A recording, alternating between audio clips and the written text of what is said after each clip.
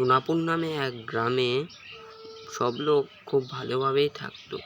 সেখানে এক বৃদ্ধ ছিল, নাম ছিল হরিপদ। তিনি প্রতিদিন বিকেলবেলা তার বন্ধুদের সাথে গল্প করতে তার বাড়ি থেকে কিছু দূরে এক জায়গায় যেতেন। প্রতিদিনের মতো আজকেও তিনি সেখানে গিয়েছিলেন।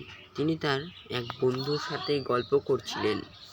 গল্প করতে করতে হঠাৎ তার কাছে তার নাতি এসে বলে, দাদু, আমাদের বাড়িতে আগুন লেগেছে। হরিপদ কিছু না ভেবে দৌড়ে তার বাড়ির সামনে যায়, কিন্তু দেখতে পারে যে কোনো কিছুই হয়নি, তার বাড়ি ঠিকই আছে।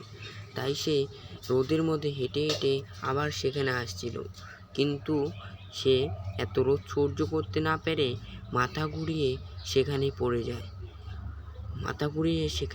তার পড়ে যাওয়ার সঙ্গে সঙ্গে আশেপাশের লোকেরা তাকে দেখতে এখানে ছুটে এসে দেখে তিনি মারা গেছেন হার্ট ব্লক করে।